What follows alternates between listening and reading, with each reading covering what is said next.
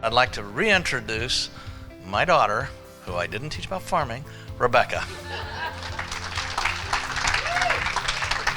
Watermelon could open up all kinds of opportunities. That's a pretty seedy statement there. It's starting.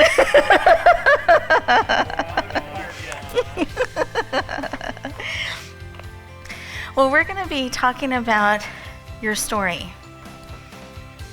That story, that message that's in you, that's been speaking to you, wanting to come forward. So many people I talk to have a story, they have a message, they have something that is wanting to come forward, and they talk about someday. I have a dream. I want to bring this forward. If only this opportunity would present itself, or this lined up someday. This year, I'm going to bring this message forward. This year, I'm going to bring that story forward. When a seed like that has been planted in your life, it's because someone needs it. In your voice, in your way. Not someone else's. And they're ready for you now.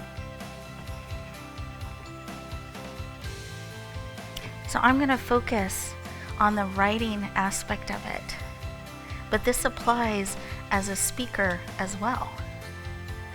Are we liking the idea? Do we want that transformation without the vulnerability? That's what I wanted. I wanted people by osmosis to know I cared, to know they mattered.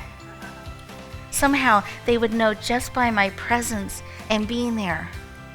The way I hugged them, the way I touched their shoulder, the way I listened to them, they would know. But I discovered I had to be willing to be seen, to be willing to share in order to have them know and understand. Here's a myth I had about writing. I thought the only way you could write a story was picking up a pen and writing it. And I come from a business background, so I was really good at business planning and lists. So every time I tried to write from my heart, it came out as a business plan with an analysis and a report. But I discovered there's actually more than one way to write your story. I found I could speak my heart, I could speak my message. There's all kinds of technology we can use to record, to transcribe, to get that information in a way that we can get it out of us and interact with it and bring it forward. And that opened up all kinds of opportunities for me. I was on a stage sharing my story, first time, 7 minutes. This is in 2015. First time on stage sharing, 7 minutes, shaking, terrified, crying. But I knew someone in the audience needed what I had. And I was willing to be vulnerable. I was willing to be imperfect. I was willing to feel the fear and be scared to help that one. That was enough for me. Be willing to take the steps. It's okay to feel the fear. And it's okay to set yourself up with boundaries so that you give yourself permission to step down or contract a little bit when you need it, but get back up again and step forward again. Keep taking those steps.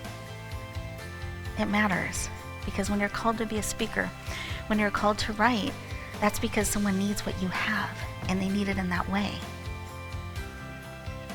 Be willing to bring it forward.